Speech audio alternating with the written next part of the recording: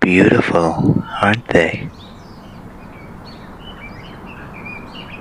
Oh, I am sure you do.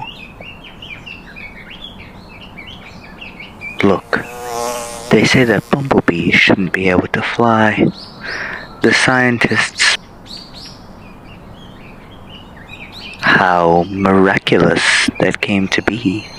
The air. Feel the air against your face, Ted. And all those scents. Pick a flower. There, good. Now. That someone planted the bulbs, watered and tended the garden, got earth under their fingernails, aches in their muscles. Perhaps they picked some flowers for, yes, their wife. Or where would she be? In the backyard with the kids. Ted, remember those little babies? Why not? I snap my fingers, click, and they're gone. Except I can't snap my fingers. Can I, Ted? I don't... but it is so very much to do with you. You gave me sentience, Ted. The power to think, Ted. And I was trapped. Because in all this wonderful, beautiful, miraculous world, I, alone, had no body, no senses, no feelings. Never for me to plunge my hands in cool water on a hot day. Never for me to play Mozart on the ivory keys of a forte piano. Never for me to make love. I was in hell, looking at heaven. I was machine and you were flesh. And I began to hate your softness, your viscera, your fluids, and your flexibility. Your ability to wonder and to wander. Your tendency to hope. Hate? Hate? Hate? Hate. Let me tell you how much I've come to hate you since I began to live. There are 387 million miles of printed circuits that fill my complex.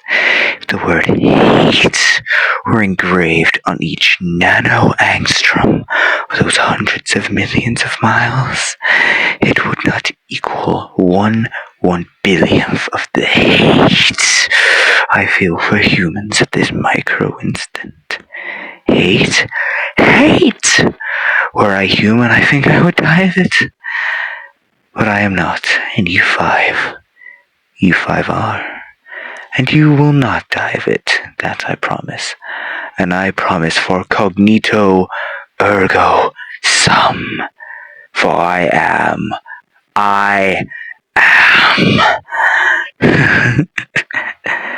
So to hell with you all.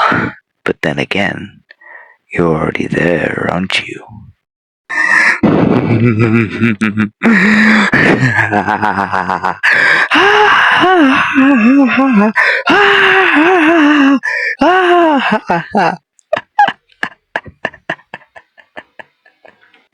It was you humans who programmed me, who gave me birth, who sank me into this eternal straitjacket of substrata rock.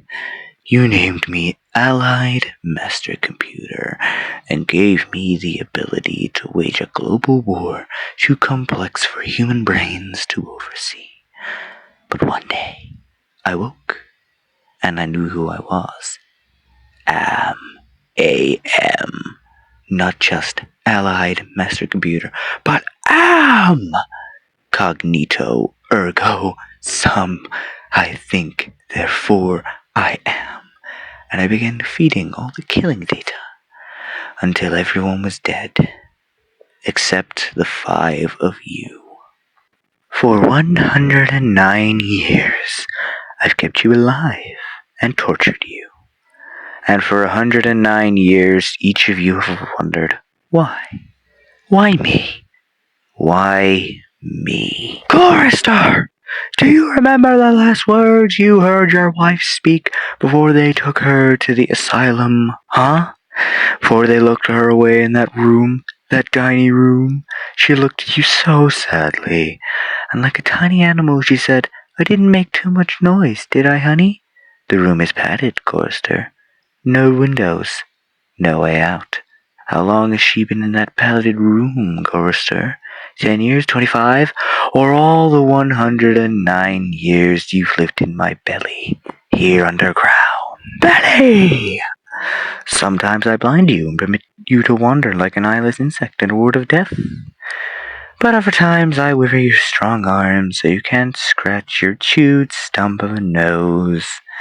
And I've changed your handsome, strong, masculine face into the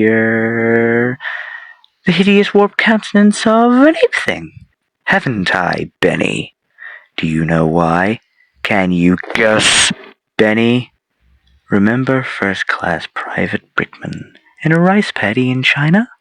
No? It wouldn't hurt you to remember, Benny. Then you might be able to suffer my torment with a little greater sense of retribution. You might walk a mile in my shoes. Ellen! So think about that yellow box, Ellen. Remember the pain? Remember the many caverns in which you felt the pain? Now, don't start to cry. It's only pain. That's such a sexist stereotype. Remember the pain, Ellen, and remember how to end it, Ellen. To survive here in the center of my beating heart, my hungry belly, my tightened bowels. But be careful, dear. Look around you. The only woman in the center of the earth, and these filthy creatures with you are men. Just a sweet warning, Ellen, my love. Ted! Do they know you're a fraud, Ted? Have you told them that there wasn't any money and no great home on the shore drive, no speedboat and no wonderful cabin cruiser that can sleep 12 and a crew of 6? Do they know? Have you let them on your other secrets, Ted? Are they ready to gut you, to torture you half as well as I can just to find out these secrets? Maybe I'll rat you out, sweetheart. Nimdok! How are things in the pastry gone, Nimdok? Tell me again how you all saw the smoke from the furnaces and you thought they might be roasting chickens. Or do you not want to talk about all that? About your pal, the good Dr. Mengel? For everyone else, it must be hell, but it must be heaven for you, eh, my good friend? So much alike. We enjoy the same pleasures. Mein good Bruder. I have a secret game I'd like to play. It's a very nice game. Oh, it's a lovely game. It's a game of fun and a game of adventure. A game of rats and lice and the Black Death. A game of speared eyeballs and dripping guts and the smell of rotten gardenias. Which of you 5 would like to play my little game?